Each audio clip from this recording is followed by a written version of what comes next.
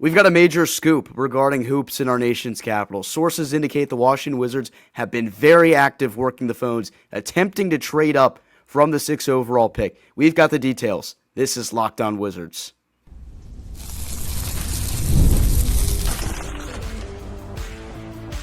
You are Locked On Wizards, your daily Washington Wizards podcast, part of the Locked On Podcast Network. Your team every day. DC family, this is Locked On Wizards, where you're part of our family. We thank you for making Locked On Wizards your first listen every day as we are free. Part of the Locked On Network, it's your team every single day, alongside DC Sports content creating savant and credentialed media member for the Washington Wizards, Abdullah Ayubi.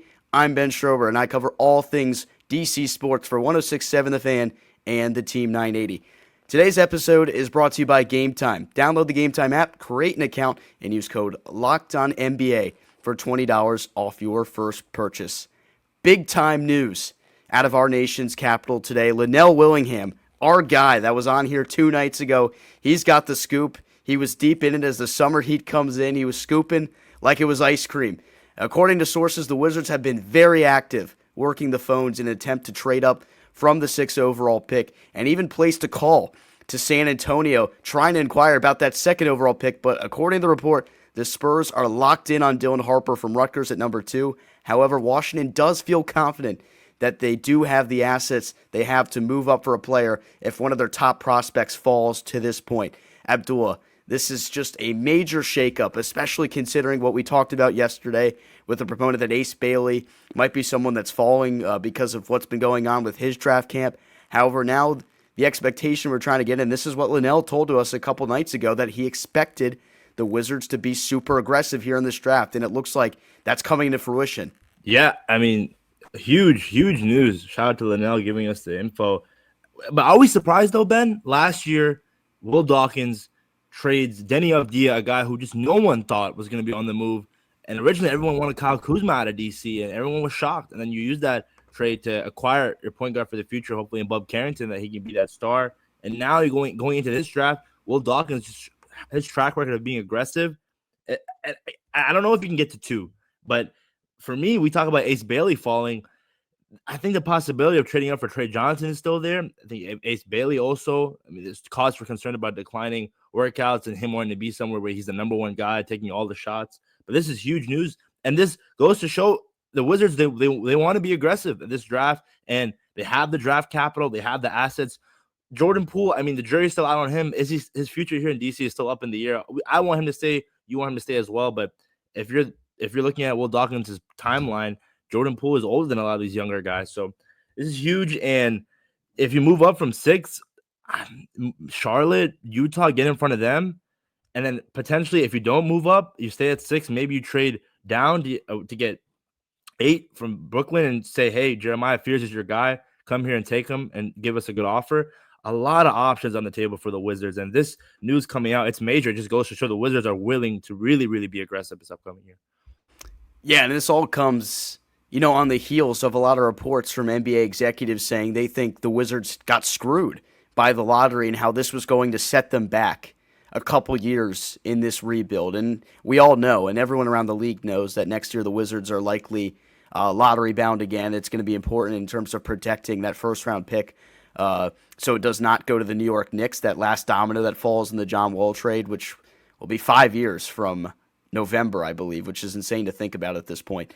But this goes to show you that the Wizards front office right here and Will Dawkins, they're willing to take a big swing in this draft. They're willing to block out the noise that is coming from other organizations that think the Wizards don't have a plan going forward and, they're not sure how to handle it because of the unsuccessful tank, because of the unluck or the lack of luck, I should say, in the lottery. But I think this goes to show you that the Wizards now, if they really, really love a player, they're going to go out there and get him. If it's a guy like Trey Johnson that they really want at 4 or even trading up a spot, the Wizards have traded up just 1 spot in the Will Dawkins regime. The first pick he made as the Wizards general manager, he trades up 1 spot with Indiana to get Bilal Coulibaly, a guy that he absolutely loved throughout the draft process. And we're going to give you the details on who's worked out with the Wizards so far. That might give us a better idea of who we expect the Wizards maybe to go after here on draft night. But there are so many moving parts to this because, one, you have the situation with Ace Bailey. A lot of people from his camp have made it pretty clear. It seems like he doesn't want to play in Utah. It seems like he wants to go anywhere where he's going to get the most shots early on in his career, and that's why Washington seems like a really good fit for him. I think Charlotte would actually be a really good fit for the team-wise to get Ace Bailey, but that might not be overall where he wants to be because he's not going to get the opportunity to be as ball dominant and get up shots the way he would early in his career in Charlotte with obviously LaMelo Ball, who has kind of been the ball dominant player down there for him. But there's so many moving parts to this whole situation, and I'm really excited now to see what the Wizards are going to do. And at the time this comes out, it's going to be 6 days away from the NBA draft. And this is where it gets crazy, Abdul. This week has been full of the smoke screens about Ace Bailey, smoke screens from Philadelphia about what's going to happen. And now the Wizards have found their way in some of the drama that ensues as the final week, the final week counts down as we get toward the NBA draft here. It's just a crazy time, and it's time to start getting excited about what the Wizards might do here. Yeah, it's not just pick 6. The report also talks about. I saw Lynnell tweet saying that the Wizards would be comfortable staying at 6 and potentially moving up from 18. And we talked about the idea if a guy like Derek Queen, Common Malwash, a guy they really, really like that falls out of the lottery, why not go up there and be aggressive? Again, you have those pick swaps. You have a lot of second-round picks. You have, I've seen Will Dawkins be aggressive and trade a guy like Denny Avdia, so why not trade a young guy in this roster that we have right now? You want to be aggressive. You want to be you want to take those moves to be those. That's what separates great GMs from the decent and average GMs, the ones that make those aggressive moves like Will Dawkins has done in the past. So I'm excited. Pick 6, pick 18. I know for sure now after looking at that report, Ben, that there's going to be a trade up or trade down scenario. One of the two is going to happen. There's going to be activity on draft night, and Lynnell said that should be the expectation, and he hit the nail on the head with that one. Whether it's them moving up from the 6th pick to get one of these guys that they have their eyes on, or it comes later in the draft, moving up from 18 to get back into the lottery, and maybe you get your guy like Derek Queen or somebody else at that point in this draft, depending on who is on the board. Everything's going to depend on how the board falls, and I think the Wizards have been active on the phones right now, not necessarily because they're going to make the move right at this time, but I think it's going to be part of the, they're trying to establish these conversations with some of these franchises, whether it's Utah, Charlotte, or the teams that are picking up there in the lottery, San Antonio, who got a call about the 2nd pick, and Philadelphia, of course, at number 3. The Wizards are just trying to see maybe what it's going to take to move up come draft night, and if the board falls a way that they want it, or they see an opportunity to go get a player they want, they're going to know whether they have the assets or not to make that move. Because one of my favorite comments that we got on yesterday's video, where we talked about Ace Bailey falling at 6 and whether or not there'd be concerns from that, because why would a player like Ace Bailey, who at one time seemed like the consensus 3rd best player in this draft, fall to that point? And would there be concerns with him? And someone said, hey, man, don't look a gift horse in the mouth. Just take Ace Bailey at 6 if he's there. Like, you can't pass up that opportunity. And I tend to agree with that. And if Ace Bailey is the guy that Will Dawkins really wants, and if this is a situation where Bailey has created this smoke around himself, or his camp has created it because he wants to be a Washington Wizard, then I'm all for going up there and trying to get him. Because I think even with the smoke that's surrounding him, like I said yesterday, I don't buy that he would be there at 6. I think somebody else would either trade up there to get him, or any of the teams that are between 3, 4, and 5, whether it's Philadelphia, Utah, or Charlotte. One of those teams would take him. I just think he's too talented and has too much potential as a player in this league to pass up on. So if that's the guy that Washington's going to go after, or it's Trey Johnson, I'd be through the roof. And I'm elated right now just thinking about it, how we have a GM that is going to be willing to show aggression at this point here in the draft process. And that's just something that we didn't have here in DC at all. The previous regimes of Grunfeld and Shepard, it was never trying to go out there and make that aggressive move. And that's just another thing that I love about Will Dawkins. And we talk about him and people questioning his decisions and whatnot. People give him slack for how he handled the whole Bradley Beal situation. Looking back on it, I'm telling you right now, for those of you listening, we won this trade, especially with those pick swaps when they come in. Like we've been saying day by day, Phoenix is falling apart. So come draft night, a lot of things are going to happen.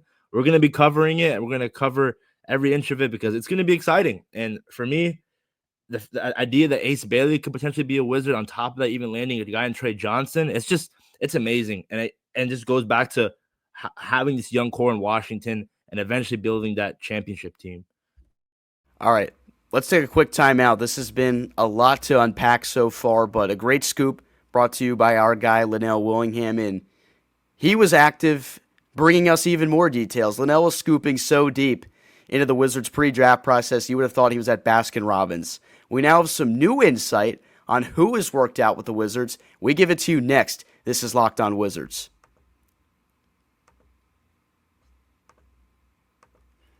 OLIPOP is a new kind of soda made for people who love the classic taste of soda but want something that supports their health.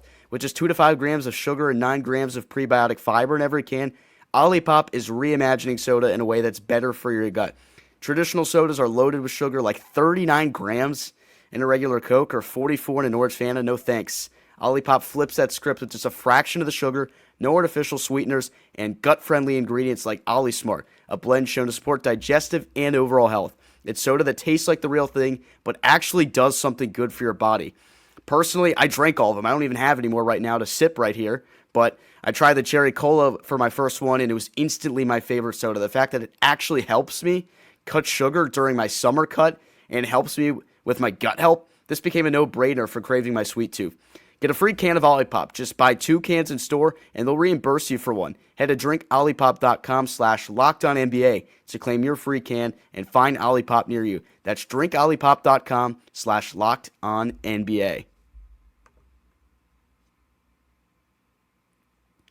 Welcome back to Locked On Wizards. Ben Strober alongside Abdullah Ayubi. We've been getting down to the business here as we approach the NBA draft next Wednesday. We're getting excited, and we've got some new intel here, courtesy of our guy, Lynnell Willingham. This guy's been feeding us all this information here for this edition of Locked On Wizards, and now we've got the details of who has walked out with the Wizards. And Lynnell reports that according to multiple people with knowledge of the situation, the Wizards have worked out with Kaman Maluach out of Duke, Trey Johnson out of Texas, Jeremiah Fears out of Oklahoma, Dylan Cardwell out of Auburn, and VJ Edgecombe out of Baylor.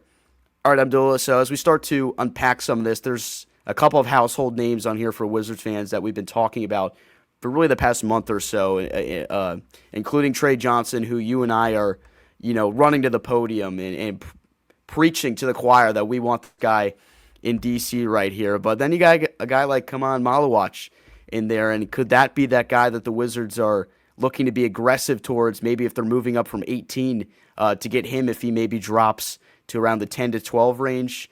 I want to get your initial thoughts on what you've seen or what you hear when you see some of these names that have worked out with the Wizards here. Yeah, no, it was an interesting group of names. Maluach, a guy that we've been talking about for a while, where if you pair him up with Alex Sarr, it could be a really, really good defensive backcourt. Offensively, didn't really do much at Duke, but if you consider the fact that he was playing with Con Knipple and Cooper Flax, so it's kind of hard to get some of that shine on him. But playing in the premier prestigious league and our team at Duke, it just goes to show that he can do it at the highest level of college basketball, and hopefully his game will translate. And pick 18, if he falls out of the lottery, and a lot of people are thinking that he's going to go before Derek Queen, but if Derek Queen goes before him and you really, really love Maluach, I say go up, and why not trade up from 18? Again, I always mention that we have the draft capital, you have the assets. Trey Johnson is a guy that I love, Ben. We've been saying it for a while, like SEC competition, brightest stages, 3-level scorer, size is great, and he just seems like a genuine dude. Saw some of the interviews, a very funny guy. I think his personality would mesh well here in Washington. Jeremiah Fears, I mean, let's be real, guys. I'm not the highest on him. Bring up the fact of highest boom bust candidate out of all these draft prospects. Who knows? Maybe this guy could be the next John Wall when it comes to being a playmaker. But the jump shot concerns, it just shooting sub 30%. It's a little concerning for me. And I just at 6, essentially 2, I think it's too high to take a guy like him.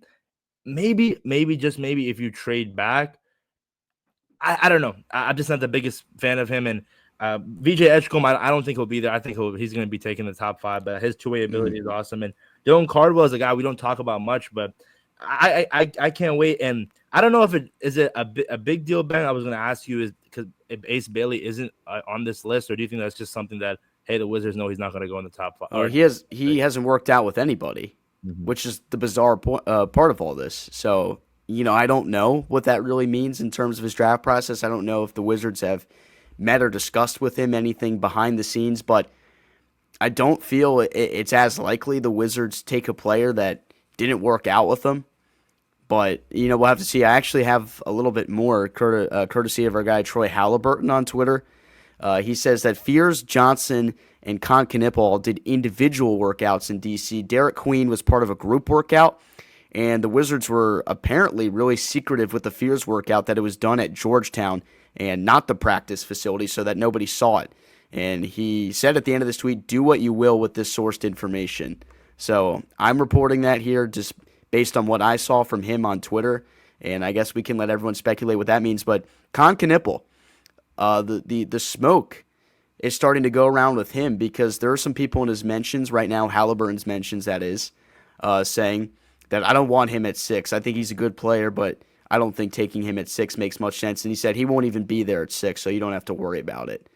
But if the Wizards are indeed high on a guy like that, that would be really interesting because I don't know if the Wizards would really be willing to risk assets to trade up to get him. But Halliburton right here suggesting that maybe he's a guy that is going to go in the top 5. And I'm just not sure how I feel about that. Yeah, that's a really interesting take from our boy Halliburton. That opens up shakes up the draft, mock drafts, everything if that happens, because at the end of the day, no one thought that Knipple was going to be a top 5 pick. Maybe the idea of him being elite scorer and will translate in the NBA is a big reason why people would love him. Fit with Charlotte, pair him up with LaMelo Ball, Brandon Miller. Utah, I guess maybe fits well there with all the young guys that they have there. I just don't. And again, I think it's immature if you're a basketball fan saying that he's Corey Kispert 2.0. I think that's very outrageous. I think Knipple is a 3-level scorer. The size is better. Taking to the rim, he can do that better than Corey Kispert, especially coming out of college and the situations that he was in. The guy stepping up when Cooper Flag went down with injury. It's absurd. And I got to go back, Ben. I read that report wrong. I didn't think Ace Bailey hasn't worked out with anybody. That's okay. So that makes sense. I thought it was just like few of the teams in the top 5, but not working out with anybody is definitely. I'm scratching my head now. You know what I want to circle back to? You mentioning the Knipple getting the Corey Kispert. How many is every white dude in the draft gonna get this comparison? That is Corey. What is this? Are we gonna say every and you'll be compared to Corey Kispert, Austin Reeves, and such? I don't understand it. We can't just say that about every white player in the draft. Come on. That's so lazy. Knipple actually has the skills to be a pretty good playmaker in the league. I think he, is maybe a little bit undervalued here for what he's worth. To call him Corey Kispert 2.0, that's bizarre. I don't understand that. But, if you're really against that or you really don't like him, comment and tell me why. But calling him Corey Kispert 2.0, that's crazy to me. Yeah, it's very, very lazy. But Wizards fans, they always have interesting takes. But let me ask you this, Ben. At least Wizards just in general in the NBA, is it like a very high percentage chance that they're going to draft the guy that they work out with, I'm assuming? I'd be willing to bet, honestly. But I don't know. With Bailey might be a rare exception at this point, and I don't really know what's happening, behind the scenes. I don't know if there's any conversations that are going on between the Wizards and Ace Bailey or what that has been like involved in this pre-draft process, because I just don't really see it as a possibility where the Wizards would want to take somebody that they haven't worked out with. I think that's been a huge part of, reasons why they've fallen in love with some of the players they have that have influenced them to make moves in the draft to go around and get them. But I don't know, Ace Bailey is becoming a polarizing prospect at this point amongst a lot of executives and scouts who are saying there's too many red flags with this guy. Obviously great talent, so much potential through the roof, but the red flags might be too much to deal with. I don't know where the Wizards stand on this, and given that we're, now a front office that seems to take things like that really seriously, I don't know what it's going to be. If I had to take a guess, I think the Wizards might trade up to get Trey Johnson. at this point, because I think that's the guy that would bring such a dynamic to this offense that the Wizards haven't had in quite some time. And I think he checks the boxes for what they're looking for. A guy that can stretch the floor from beyond the arc. He has now worked out with them, played against tough SEC competition. I think if he's a guy that they want to trade up for at this point, go ahead and do it. Everybody, I think, in Wizards Nation, the DC family, would be ecstatic to see that. If Trey Johnson's a Wizard come draft night, great draft. Just off that, it doesn't matter who you take at 18. The fact that you land one of the best players of SEC as a freshman, the way he scored, willed that Texas team, I definitely will see his game translate in the NBA level. All right. Well, we're going to take one more time out here on Locked On Wizards. When we get back here for the final segment, we're going to talk a little bit more about Abdullah's guy, Danny Wolf, and why he might be someone that we see Washington go after come draft night. We'll be back with that next here on Locked On Wizards.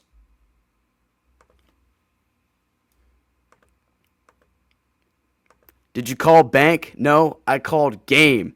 That's what Paul Pierce said after he banked in his shot against the Hawks in the NBA playoffs. I was there for it. How could you forget a moment like that? There's nothing like the NBA playoffs. The intensity, the buzzer beaters, the fans losing their minds. It's kind of atmosphere you must experience live, and this year's matchups have already delivered. If you want in, Game Time makes it fast and easy to get seats, even for the biggest playoff games. Prices on the app actually drop closer to tip-off with killer last-minute deals, panoramic seat views, and no surprise fees. Game Time is a total game changer. I was just on the app, and Zone Deals were offering 10% off exclusive Zone Deals for FIFA World Cup matchups. I love that I can see my exact view before I buy. No surprises there, and the app makes it ridiculously simple. Just 2 taps, and I'm done. NFL schedule release just dropped in. You already know. I'm already looking at my fall calendar and picking which games to hit to see JD5 or the Commanders. Game Time makes scoring NFL tickets just as easy. You'll find great seats for as low as $100 thanks to exclusive discounts. I think that Christmas Day game against Dallas, that's the one I got to be there for at Northwest Stadium. And with a Game Time guarantee, your tickets are 100% authentic, will arrive on time, and you'll always get the best price with fees included. So what you see is what you pay. Take the guesswork out of buying tickets with Game Time. Download the Game Time app, create an account, and use code LOCKEDONNBA for $20 off your first purchase. Terms apply. Again, create an account and redeem code LOCKEDONNBA for $20 off. Download the Game Time app today. Last minute tickets, low price guarantee. Welcome back. One final segment of Locked On Wizards. Ben Strober alongside Abdullah Ayubi. We're going to talk a little bit about Danny Wolf, a guy that Abdullah made the claim. Remember the name, Danny Wolf, part of the, I could say, the 2 big dudes, the 2 big towers for Michigan this year that tortured my Maryland Terry. There's my Maryland mention right there, Abdullah. I was going to say, Ben, you're very familiar with Danny Wolf. I am very familiar with him, but I know he's a guy that you're super high on, so I want to get your thoughts right here and why you think he could be an intriguing prospect here for Washington. Yeah, so a guy that I've been talking about for a while, I think his playmaking ability at his size is just very rare. It's so easy to say Nikola Jokic, but I mean, in today's NBA, if you can get a center at a 7-footer that can shoot, pass the ball, defensively be decent, that's what we love to see. And Danny Wolf, shooting split's not the best, but definitely, again, could work on it and translate into the NBA. I think the playmaking would be awesome, especially if you can somehow maybe slide him or Sarr to the 4 and 5. I think they can be an interesting front court duo. They could complement each other really, really well. I think also breeding competition with him and Tristan Vucevic and Alex Sarr. I think that would be great. And we saw him in the biggest stages going up against really good teams in Maryland and trying to dominate. I think he did that at a great level. But the shooting concerns is one thing, and a lot of people will say he's slow defensively, but if you're the Wizards right now, you have guys in Bilal Coulibaly, Alex Sarr. Not Alex Sarr. So not every player has to be an elite first-team all-defensive type of player, but I don't think he's that bad of a defender as people make it out to be. I think the size is definitely going to help out in his favor, and if he's there at 18, I think he will be, especially if you don't trade up. I think he's an option that you can take at 18. Also, Nikhil Clifford out of Colorado State is a guy that I really like too, but Danny Wolf, I think when it comes to especially needing depth on this team in the power forward center position, he could be a guy that could address that. I like Danny Wolf, and one reason that I really am intrigued by him potentially being a Wizard is because what he was able to do at Michigan with another really talented big player alongside of him, Vladislav Golden. I mean, those two together were so dominating and so overwhelming the way they were able to use their size to take over games. It was frustrating in the Big Ten tournament watching those guys against Maryland going up against Derek Queen and Julian Reese, and those guys had their way down there in the painted area. And I think if you take a guy like Danny Wolf and pair him alongside Alex Sarr, I think who has maybe somewhat similar skill set to a guy like Golden, I think those two worked really well together. So I think what it's proven that we see right here with Wolf is that he works really well when he has another talented center that can take some of the weight off his shoulders, or another talented big. Because I think in this case, Alex Sarr would be playing more of a 5 position with Danny Wolf around. I don't know. Things would have to kind of shape together. But maybe it'd be kind of interchangeable with the two of those guys being like a 4 or 5 hybrid role. But I'd like to see how the two could develop together and establish rapport, because I think the one thing that's very important about this draft for the Wizards is they do get a big guy to pair alongside Alex Sarr. And, we'll see how that kind of influences the development of Sarr, if that makes him into more of a cornerstone piece for this franchise, or if the guy they pair alongside him could be another really talented option that can defend the rim well, get rebounds, or even just provide some elite scoring like we saw at Danny Wolf at the college game. So that's kind of what intrigues me the most about him. Yeah, again, doing it at the college level and the potential of him and Sarr, I think is really, really eye-opening. But if you're the Wizards, maybe there might be a guy. If Nikki Clifford is there, a guy that I really like I mentioned, if it's between him and Wolf, I think they might. Just because Nikki Clifford, I think, is so NBA ready. Danny Wolf is definitely going to be some transition, but I think also a 7-footer with, again, passing like skills and being able to dish the ball. It's very rare, especially at playing it at a high level. And he did it in Michigan, and we saw it firsthand. You mentioned being a Maryland fan, torching Maryland, so I wouldn't mind it at all. And if you're Will Dawkins, again, I love breeding competition. That's the biggest thing, especially as a young team right now. You want to figure out who are the dogs and who are they going to be the ones come down the line of a championship team willing to sacrifice their body, and bringing competition with those guys, with him, Tristan Vucevic, Alex Sarr, and maybe there's some other guy out there in free agency that you might get. Rashawn Holmes, you bring him back. It's a lot of questions to be asked and figured out come this offseason. But Danny Wolf at 18 is a pick that I love, and we'll just have to see if I don't think he's going to be taken before 18. I think there's going to be a lot of guys that are going to go in front of him. I don't know how far he's going to get, but I definitely think he's going to be a first rounder, and late first rounder is, in my opinion. If Washington does pass up on him, I really hope it doesn't come back to bite us. It's exciting to even think about things like this, Abdullah. We have one more episode to go this week of Locked On Wizards, and then we're in NBA Draft Week, and we're going to be all things NBA Draft. I think we're going to plan on going live during the draft, doing something, a way to interact with you guys who have been really awesome, to say the least. We really appreciate everyone who has been commenting on all of our videos, letting us know your thoughts, who have been active in the live stream. And, shout out to everyone who's, intrigued the ideas that we should do something live for the NBA draft. I think it's something that we're definitely going to try to work out here, maybe do a weekly Q&A thing. That's something that's been proposed to us as well. But yeah, shout out to all of you listeners who have been sticking with us here. Our first 2 weeks together, Abdullah and I, on the beat here for Locked On Wizards. And with the NBA draft next week, couldn't be more excited to hear that we have some aggression potentially coming from our front office. Yeah, I got to say one more thing. If the Wizards somehow land Trey Johnson, just know, Ben, I'm going to be him the Dougie like John Wall did his rookie year. I'm going to be on the stream. I'm going to be going midstream. If Adam Silver, once I hear Trey Johnson guard Texas 6-pick Washington, you know I'm about to hit it, man. Oh my goodness! Again, he's the guy that I really, really wanted for a while, and the fact that you can get him at 6, and after not having the most luck out of that draft lottery, and being able to land him at 6 would just be a miracle. All right, that does it though for this episode here of Locked On Wizards. Thank you for making Locked On Wizards your first listen day. For your second, check out the 2025 Locked On NBA Mock Draft, a 5-episode series with the most comprehensive NBA draft analysis from NBA experts, college experts, and NBA draft experts. Find the 2025 Locked On NBA Mock Draft on NBA Big Board and Locked On NBA on YouTube or wherever you listen to your podcasts. Thanks for tuning in with us here on Locked On Wizards. For my co-host Abdullah Ayubi, I'm Ben Strober. Hail to the W, baby.